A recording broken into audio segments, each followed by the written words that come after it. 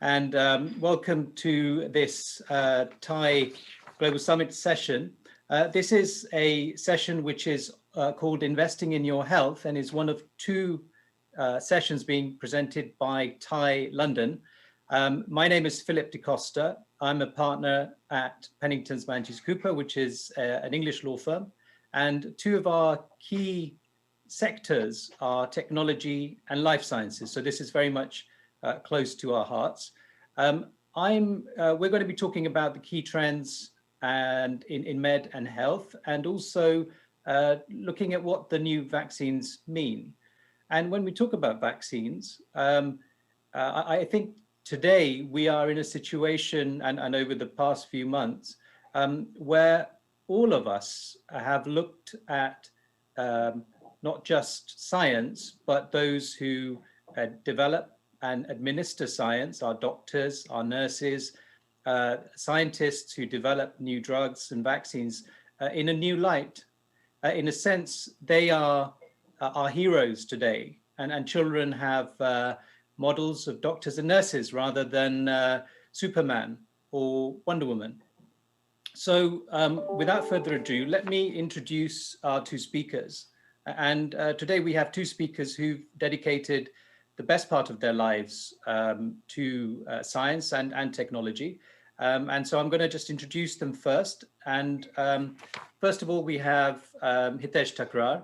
And Hitesh is an experienced investor with over 25 years experience in global equities across both the technology and innovation space. He's a board member of KQ Labs at the Francis Crick Institute, an accelerator which supports next generation businesses in data science and life sciences. He's an independent board member with the Alan Turing Institute.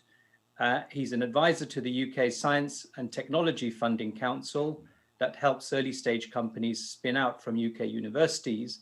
And he's also a venture partner chair of Syncona, which is a life science fund backed by the Wellcome Trust. Good morning, Hitesh. Good morning, Philip. Our other speaker is Dr. Sanjeev Kanoria. And Sanjeev belongs to the Kanoria family, which hails from Rajasthan in India. He is chairman of Advinia Healthcare, chairman of the Austrian Nari Bank Limited, Bank AG, and managing director of Suast Healthcare in India Limited. He's also a trustee of the Kanoria Family Foundation, which is one of the largest infrastructure finance companies in India, involved in various sectors, including ports, roads, housing, and healthcare. Sanjeev worked as a liver transplant surgeon at surgery in King's College Hospital in London, and was awarded a Category 1 PhD from University College London for his pioneering work in reducing liver injury. He started Advinia Healthcare in 1999 and has since become one of the leading providers of care in the UK, with 3,300 beds and over 4,500 people engaged in the business. And Advinia has received many awards for innovative and quality service. And we'll be hearing a bit more about that in due course. Sanjeev has also helped develop the Suast 400-bed multi-speciality hospital in Navi Mumbai in India. And so without further ado, let me start with you, Hitesh, first of all. Tell me a little bit about how you got into this space of investing in tech and life sciences. Thank you, Philip. Good morning, everyone. A pleasure to be here talking to you from London. So my background, as Philip mentioned, is in investing. I'm actually a labs chemist, chemistry graduate, and worked in the early computing industry in the 80s, 70s and the 80s. So I've kind of had a foot in both camps all my career. When I worked in investment management and global equities, a lot of that was all around innovation, technology and life sciences, bringing together 25 years. And the last 5 years have been in early startups in this area. And the reason I've got interested in these areas is, the framework, the way I think about innovation, I separate out invention, which is what's done in the lab, and innovation, which is a commercialization of innovation, of invention. And what's happened in the last 5 years in particular is that these two big industries have collided. And they've collided because we've had two parallel developments. Firstly, in biology, we've had tremendous innovation in understanding human disease mechanisms. Really started off by something called the Human Genome Project back in the 80s, where we now know there are only 20,000 genes which create all diseases. And that's rapidly led to kind of new forms of treatment for disease, particularly in the last few years, in things like cell and gene therapy, which is leading to cures. At the same time, in the computing industry, we've had this multiple step log change down in terms of the cost of computing, driven by Moore's law. And those two industries have coincided together. And when I think about what drives innovation, I think about ecosystems. And you need ecosystems which coincide. And both of these ecosystems have coincided to kind of lead to some new industries and new challenges as well around data and health. And I'm sure we'll go into some of those as we go through the session. No, thank you. Thank you, Hitesh. So you mentioned sequencing the genome, and I think that's something that is very fascinating, and it sort of, in the early days, certainly was a bit like the Hadron Collider, the sort of a bit like a moonshot, but that's something that is very much accessible and relevant today. And can you give us some examples of how that is changing lives in terms of day-to-day, man on the street? Well, so the cost of it, the total cost of it is about 3 billion. Today, I think you can get your whole genome sequence at $1,000 plus consumables, etc. It's probably well on its way down to almost zero, and the value comes from the data. As we know from technology businesses, ultimately you make money from data. At the moment, there are companies that make money from sequencing. And what sequencing does, of course, in particularly diseases which are monogenetic, rare diseases, function of just say one single gene out of 20,000, we can identify those patients to a very high standard. And that's probably been around for at least 5 years, if not longer. More recently, you are seeing deep sequencing where the cost has come down so much, where you're using it to anticipate health problems rather than dealing with health problems. So an example is a company which really set this world of sequencing on fire, Illumina, actually driven by a UK company called Solexa for the chemistry. Effectively, that allowed the price points to come down. And about 10 years ago, they started to work on something called liquid biopsies, which is trying to understand sequencing of your blood with a view to anticipating whether you're going to have cancer or whether you already have cancer. And I remember seeing Illumina talk about this project probably about 10 years ago. And then they spun out Grail, and back again a couple of months ago, with a view to showing that sequencing is now so nuanced that we can anticipate stage 1, stage 2 cancers through looking at something called your tumor, your DNA, the way the DNA is broken up in your blood, which anticipates whether you're going to have cancer and what stage that cancer is. So that's a real example where we're probably in the early stages of that. Probably in the next 5 to 10 years, you're going to be seeing a lot of liquid biopsy screening, which will help us to do that. At a macro level, you think about what you touched on, Philip, at the beginning about COVID. COVID was first, whether it was November or October or wherever it was, the official date is December the 30th when it was announced to the world. January the 6th or 7th, the sequence was published, and the first trial was done in March. So the ability to sequence very rapidly, it would have taken probably a couple of hours, but of course it takes a lot longer to refine the data. But that's the pace of what sequencing has been allowing us to do to get to the vaccine in 10 months. So yes, no, that's fascinating. You mentioned Grail, and Grail, of course, is a partnership with the NHS. and the data sets there are from the NHS. Can you maybe expand a little bit on that for our international listeners, particularly from the point of view of the size of these tests and why these data sets and this kind of collaboration is important today? It's a very important development, and it also has some challenges. So really putting my data hat on now rather than my life science hat on, there's been quite a lot of controversy around the use of data in healthcare. And with my board role at Alan Turing Institute, we've set some parameters and frameworks around data privacy.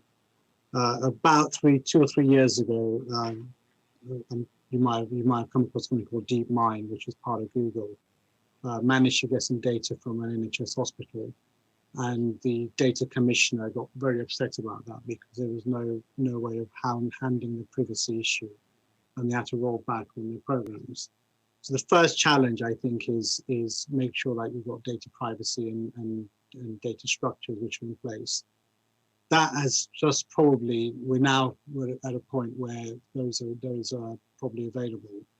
The NHS is a good place to do this because it's a single payer system, and therefore everybody's data is potentially in a single database. It's not in reality, it's a kind of fragmented system, but effectively there's a way of getting access to very valuable cohorted data, which is different from particularly the US and most other countries. So that's attractive to a lot of companies who want to have what we call curated data sets which can identify certain type of cohorts of people, whether ethnicity or types of disability or types of illness. And our data systems, because they're more or less central, not entirely central, allows us to do that. And this trial, what Grail and NHS are working on, is most cancers, and it's a general point, can be dealt with if they're caught early. And some cancers, particularly like prostate, are very difficult to capture early. And what we're trying to do is, we know there are DNA fragments when certain tumors in your body, in your blood system, that the sequencing can pick up. And this trial is designed to go potentially into your main primary care doctor, who can then ask for a blood test. And I believe the idea is up to 50 different types of cancers. And what you're really effectively doing is intervening early. And yes, once you intervene early, then makes all the difference. Makes a massive. So survival rates, for example, in breast and colon cancer at stage 1 are probably 80 to 90. Stage 4, they're probably 10 to 15, and in prostate, they're probably less than 5%. So it makes a big fundamental difference from a simple blood to be able to do that. Thank you, Hitesh. I'm going to come back to you in a few minutes. Let me just bring in Dr. Kanoria, bearing in mind his experience at King's College Hospital. And Sanjeev, thank you very much for joining, and it's a pleasure to have you here. Can you just tell us a little bit about your early experience in liver transplant surgery, just before Advinia, before the great success you've had? Tell me a little bit about that in terms of we're talking about the NHS and working in these convergent fields with tech. Sure. So I have worked in the NHS right from 1990 all the way to 2012. So it was only in 2012 that I decided to leave the NHS. And majority of my time I spent in liver transplant, doing my scientific and clinical work. And it was at that same time that I started Advinia way back in 1999, before embarking on my PhD, because as you know, PhD scholars don't get much money. And I had just left a lucrative job at McKinsey, and I needed to support my family. And that's how Advinia started. Initially as a lifestyle business, but it grew very well, and we put good systems and processes, and it's now a leading provider of dementia care. But I've lived 3 lives for many, many years. So, seen both the clinical side of medicine, seen the scientific part of medicine, and also seen business right from an entrepreneurial perspective, trying to grow a business and develop it and mature it, and getting involved in other different types of businesses besides older care. So multi-specialty hospital, banking, and the financial services. It was just an enriching experience for me. So we'll come back to those. I'd like to hear more about those, but let me just come back to your NHS experience. So just And coming to the NHS experience, what yeah, I realized in my early years that the NHS was a very disintegrated system.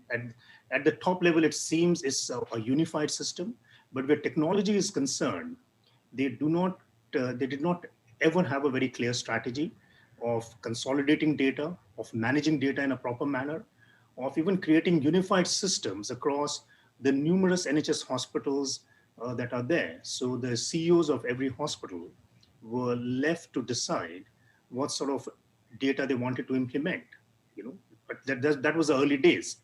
Then we know about the big scandal that happened when the NHS went and contracted a huge project with BT, and BT contracted it out to various other people. And there was a multi-billion-dollar project which was attempting to unify the data system collections in all the hospital and implement a common system, but that did not quite work out because again, there were too many forces pulling it in different directions. this So is collecting patient data essentially into one central system. yeah, patient data, collecting everything in one system and then distributing it from there. Because you see, without having data in one particular place, patient data is very important for doctors to make good decisions. So you need clinical notes, you need lab investigations, you need imaging. These are all very, very important for today's modern practitioner of medicine to make good quality evidence-based decisions. And if that is not easily accessible, it will cause many problems. And that is what was happening. So GPs were holding some of the data. They were trying to transfer it to the hospital. Hospitals were holding some of the data. Patients were going and getting some private consultation. They were holding some of the data. So you can imagine data sets were all over the place and it was never unified. And that was a big problem for the NHS. And even security of the data was a big problem for the NHS.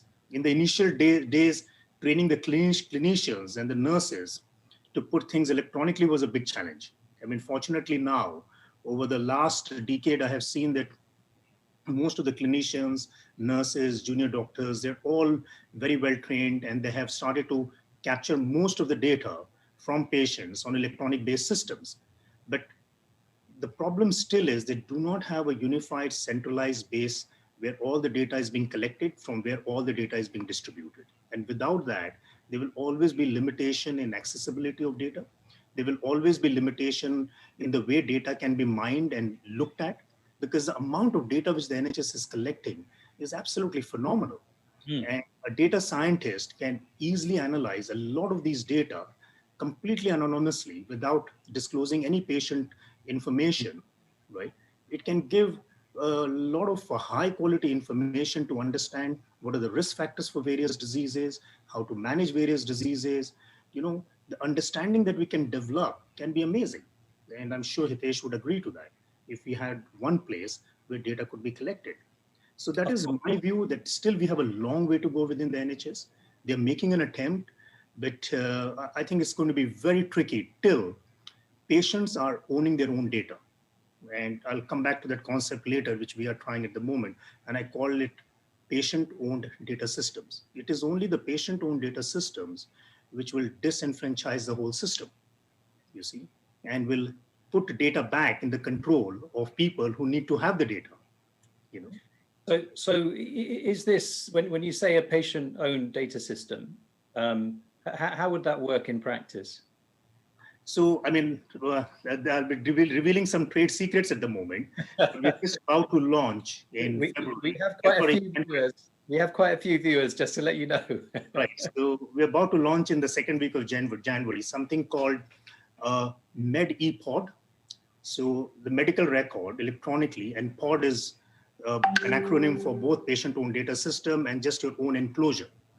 And the whole idea is that patients starts to put their own data, their own clinical history, and we made it very simple for patients to navigate through it and enter high quality data, can upload all their imaging investigations, can upload all their blood investigations, their discharge summaries, their care plans, etc. And they give access to doctors to see the data. Now, as the doctors are updating that record, the patient record gets updated for another doctor to immediately review. So it's literally like a running clinical note which belongs to the patient, right? And the patient is giving access to various providers. And I think that is what, it's going to speed things up rather than looking for records or waiting for things to be sent across. Absolutely. It's because if you see majority of the patients in the world, they're not very, very sick. Most people have some illnesses, some diseases, they require hospitalization from time to time. So a big segment of the population can be catered to through this patient-owned data system. And it can be made very efficient for them and for the NHS. Thank you. Just coming back to you, Hitesh, how would you say innovation is happening at the moment in terms of this space of where you've got health and data convergence? What is happening today? And I know Sanjeev just talked about patients handling their own data, which is it seems very logical and efficient. But what are you seeing? What are you seeing in this? Sanjay's made a really good point about how you kind of get ownership of data, and something that's kind of emerged in the last more recent times with some of the newer AI health companies is this idea of a federated data system. So your data resides in the local hospital, but the information, the analysis, the analytical tools reside in the cloud. And so whenever we've seen companies who want to put these systems into hospitals, the data doesn't leave the hospital.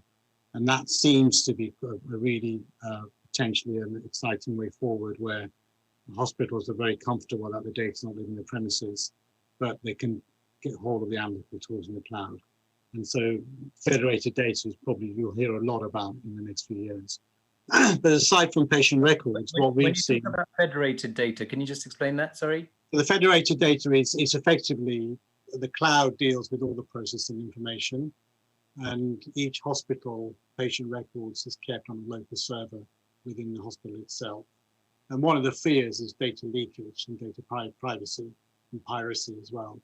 And if you can convince the hospital that the data is going to stay in your building, it's not going to leave, then I think that gives comfort to the technical people in hospitals. But also, therefore, and it's for companies who want to launch these analytical tools, they can put them in the cloud, and the data accesses it for the processing and then brings it back again.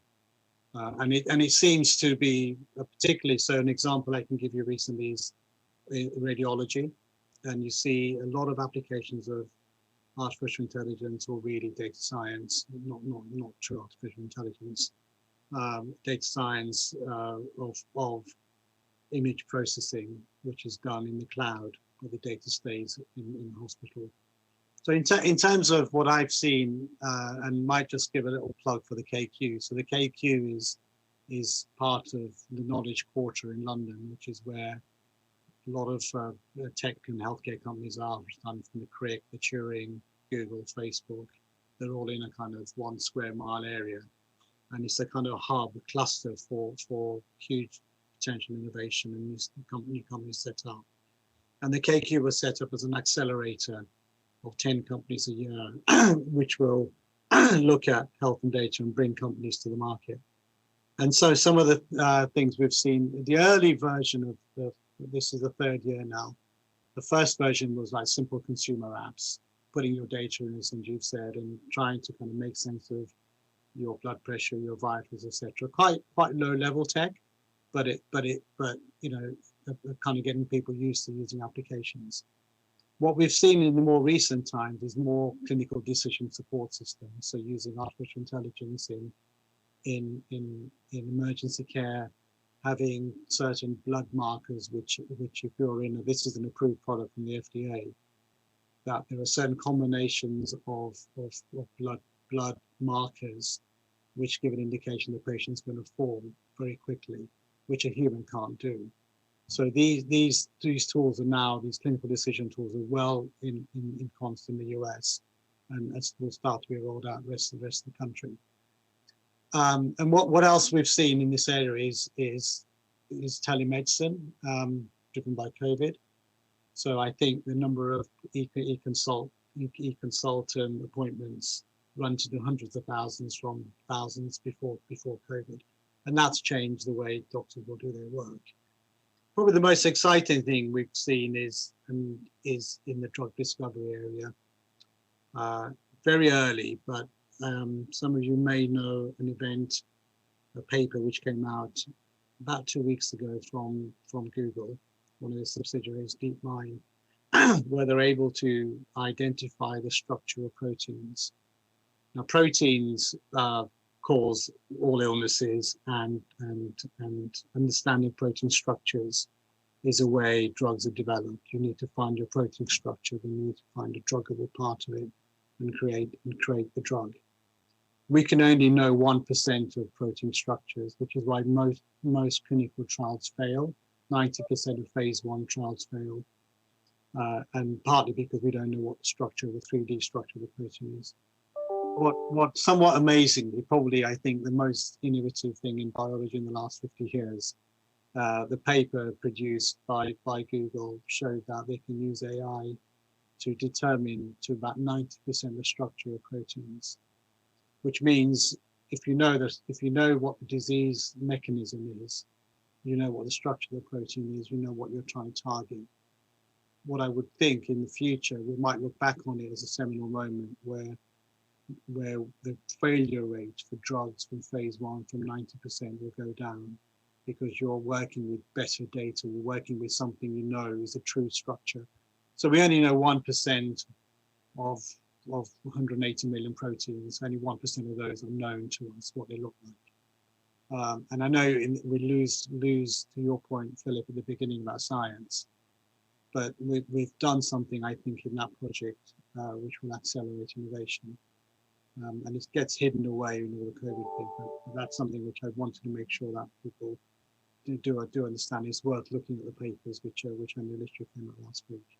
So obviously something to celebrate and take note of.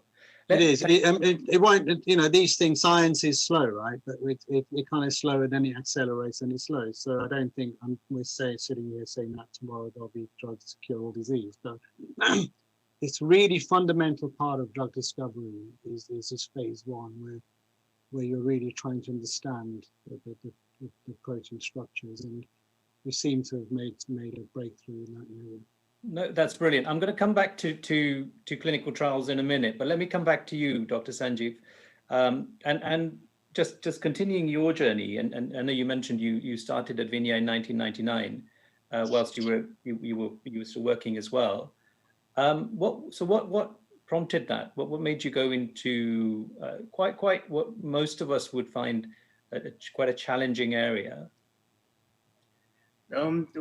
I was working with McKinsey for 3 years before that, and at that time, what I found was the dementia care industry was extremely fragmented. It still is, but it was even worse that time. The top few players had only 2 to 2.5% of the market. Today, it is approximately 7% of the market, the top players. So the market is still not consolidated, extremely fragmented, and there was a huge variation in quality of both the provision of care plus the way the care was being provided. So the environment, the physical environment was not suitable.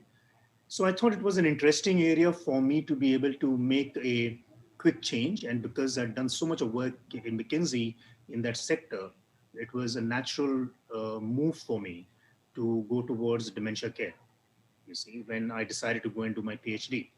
So that was the reason why I went into dementia care. But since then, we have really done quite a lot in dementia care. So you may have read about Advenia and the artificial intelligence that we have created for dementia. So Can you tell us a little bit about that, Sanjeev? Yes. So this was a project that started from a discussion with the University of Bedfordshire almost 5 years back. A chance discussion with them, and we were discussing about various areas of collaboration, and we decided that creating an artificial intelligent software which would be culturally sensitive and which could help combat loneliness and would be able to communicate with a vulnerable adult would be a very useful tool, because nothing existed. So the whole thing started from this inquiry, And then we managed to collaborate with the University of Bedfordshire, the University of Genoa, the University of Nagawa in Japan. The SoftBank Robotics provided us the hardware, which was a Pepper robot. And we got 2.3 million euro funding from the European Union just after Brexit. Literally 1 month after Brexit, the funding was announced to us. Wow. And what has come out of that journey is a very powerful software, which we are now trying to commercialize. There have been numerous papers. We've won various awards. The collaboration has won various awards. And what this software has been able to do is uh, create the ability for robots to have an open-ended communication across three cultures with people with dementia. So Asian culture, Japanese, and the Western culture. So a huge amount of data has been input to create the AI, and the trials were done, the actual clinical trials were done within our care homes in the UK, where we had subsets of Asian patients and Western patients. And then a subset of the trial was done in Nagoya. So collecting all this data, the AI software was programmed. So if you look at some of the video clips of a Pepper robot interacting with a resident, but using our AI software. See, because without the software, any robot is, you can take up any robot and put that software in it. It's absolutely amazing the way the robot is able to actually converse with the resident. You can see it pause, you can see it think, you can see it, interact with the resident. And it has really helped us reduce loneliness. And the residents have just loved it. All the initial fears and anxiety when we started the trial was soon over when people started to work with the robots. How useful or not has that been in lockdown when obviously there's been a great deal of concern about infection through key workers and in care homes, for instance, and people not being able to go and visit their loved ones in care homes, for instance. How important has that been, and have you seen that in effect during lockdown come into its own? No, because we have not commercialized it. It has only been available on a trial basis, on a clinical trial basis. We have not used it during the lockdown because we couldn't. Okay. Unless you have commercialized it, you just can't because it would be too Yeah. extensive. But the data is absolutely astonishing. If you look at some of the papers around it, scientific papers in robotic journals, and we have to get it vetted by the EU before we are allowed to commercialize. So the EU just vetted all the papers and the trial literally 3 weeks back, you see. So now we are able to commercialize the software and move it forward. But Sorry, go on. yeah, so I think that we have to go through various steps because Yes. when a project is being funded by EU, the EU must approve that yes, everything has been done properly. The trials and the results are vetted by a scientific body, and they are happy with everything that has been done. And now you can go for commercialization, and that's what we are now doing. But I think if ever there's a pandemic in the future, and if the number of aging people increase, the dementia residents increase, it will be an extremely useful tool for people to have. It's not supposed to replace nurses and carers because it's a communication tool rather than a caring tool. And there's a difference between the two. No, of course. So in terms of the footprint at the moment, what's Advinia's footprint in terms of geography? So we are all over the country. We have a large presence in Scotland, in the north of England, in the Midlands. In London, we have a few homes. So we have about 3,300 beds, all freehold properties. And we are the single owner. We don't have any private equity funding. It's all owned by us. And are there any plans in terms of internationalizing it? I mean, you mentioned obviously the applications for Japan and Japanese and Indian speakers, for instance. Japan is very advanced in dementia care. I mean, that is what our experience has been. Yeah. Yes, there could be an opportunity to implement it in China. There could be a huge opportunity to implement it in the South Asian and Southeast Asian countries where the aging population is increasing, the number of dementia residents are increasing, and it is absolutely challenging. I mean, a close relative of mine has severely aggressive dementia, and it is very sad to see that she cannot get very high quality care.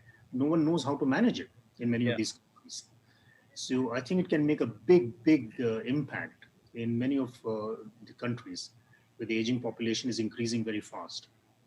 Can you tell us a little bit about the Suast Hospital in Navi Mumbai? That it's a super specialty hospital that you have.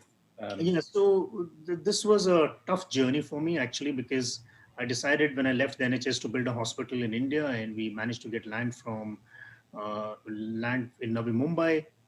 But it has taken a long time to complete this project because there were many issues. I did not realize how difficult it is to create an infrastructure in India. You know, there are too many challenges to create one infrastructure. But fortunately, we were able to commission the hospital middle of this year, and we have already seen about 350 COVID patients since launch in August. The hospital has been designed in a very different way. So we have taken the patient journey in mind. So every part of the hospital has been developed bearing the patient journey in mind. So it has all been designed by me from my many years of experience in clinical medicine, and some of the challenges that I have seen in how resources are allocated, how operational efficiencies within buildings work, because most of the time things are just put in a building, without thinking how the patient flows or how the operations flow, and that becomes a big challenge in a modern healthcare facility. Plus, the other problem in many healthcare facilities today, and the challenge of multi-speciality hospitals is that they're managing too many specialities, and you leave it to one CEO to run, say, 20 different businesses. So I compare it to, say, a person who makes lingerie cannot make gentleman's suit. So medicine is a bit like that. So different specialities have Yeah. totally different economics, have totally different training needs, have uh, totally different cost needs. It's completely different. And then you expect one CEO to manage all these businesses. So what we have created is multiple hubs of clinical centers. So we have created an IVF center, a cosmetic center, which is all standalone within the hospital. So we are collaborating with one of the top IVF people, and they will run the IVF center, and we will do a revenue share. You see, so Okay. that's how we have created the whole model. But the Yeah. hospital has been designed like that, and we have created a lot of full focus on holistic care. So we have created a large meditation room, a big healing garden where patients can walk in. Because I think that is extremely important, and we completely forget the balance between body, mind, and soul that is important for healing. Of course, absolutely, and I think it's great hearing that from a medical doctor, because so often when one has these conversations, often because of the demands and the time pressures on doctors, they don't really have the time to look at or invest in some of those alternative modalities like meditation or other forms of body and mind wholeness and healing alongside the clinical. But obviously the clinical is important. And you mentioned treating 350 COVID patients. So let me just come back to you, Hitesh, on the COVID front. And all of us have, switched from looking at maybe tech businesses and tech companies to suddenly recognizing and anticipating and looking out for the names of biotech or vaccine makers and Pfizer and AstraZeneca, Moderna, etc. So where are we in terms of the vaccines? I know that in the UK we've had somebody called William Shakespeare receive one of the first vaccines, first inoculations. But where are we, and how do you think this is going to roll out in terms of the different vaccines? We've got 8 or 10. 8 or 10, yeah. Sorry, Philip. Go ahead, please. Look, there is a tremendous amount of public information on this. I'm obviously in a few minutes. What I wanted to do was to just kind of bring out some of the points which I've seen recently. So, yeah, first of all, to say we've got about 10 minutes. So I wanted to, minutes. Yeah, okay, cool. So first thing I want to say is, to your point, how fast this piece of science and innovation has been. Most vaccines take 10 years. Before this vaccine, the fastest vaccine was for mumps, which is 4 years. So we've gone from identifying the gene sequence to a clinical trial of 110,000 patients to a launch to inpatient in 10, 11 months. So huge respect to the scientific community in doing that. And notwithstanding the cost and the regulators who would have spent years looking at each individual phase have really played their part in accelerating it. Most vaccines, you need around 50 to 60%. They work to about 50 to 60% efficacy. Now, that was the clinical hurdle for all regulators. And slightly, unfortunately, in a kind of strange way, when Pfizer and Moderna came out with 95, 100% actually Moderna efficacy, it raised the bar almost too high. So everything else looks really quite poor relative to those two companies. Those two companies have got their own challenges in terms of how they deliver the vaccine and the cost of the manufacturing, which is 10 times, say, what the Oxford vaccine is. But nevertheless, the range of efficacy is between 62 to 100%, and most on a blended average, it's going to be around 70%. So all of these vaccines are valid. They kind of work in the populations that they're meant to do, and they're like as good as any other vaccine that's been issued. So flu vaccine is normally around 60% efficacy. And the reason it doesn't need to be 100% is this concept of herd immunity, that once one person passes it to other people, they build their own natural antibodies, and herd immunity comes in. So on the positive side, I think it's fair to say that we've done something which we never been able to achieve. And the fundamental long-term impact of this is that it shows to regulators that you can bring innovation forward when the needs are there. And the big challenge in medicine is antimicrobial resistance to antibiotics. Of course, we're going to have to deal with that at some point. But today we're talking about the vaccine, and the challenges have to go from a pandemic to an endemic. And I think we're almost there in managing that.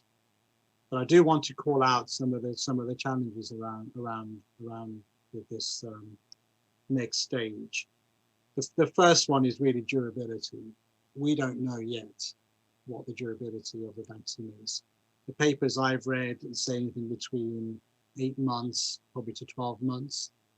If it's around 8 months, you can imagine the challenge of doing booster injections, middle of next year to 4 billion people in the world, 4 or 5 billion.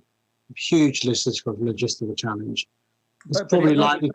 It's not going to go out straight away to those 4 billion. So you're going to have different regions receiving in the long term. I mean, what we'll do in the first year, say we might get, I don't know, 20% of the world or whatever by the end of 2021, maybe a little bit more.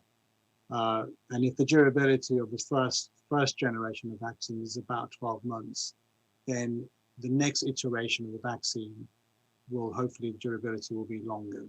But the evidence, we don't know yet. It's probably closer to, it's more than 6, but it's probably less than 12. So we don't know what the durability is. And that's something which I think which people aren't really talking about much, but I think the evidence will come through in the next few months as we get more and more data.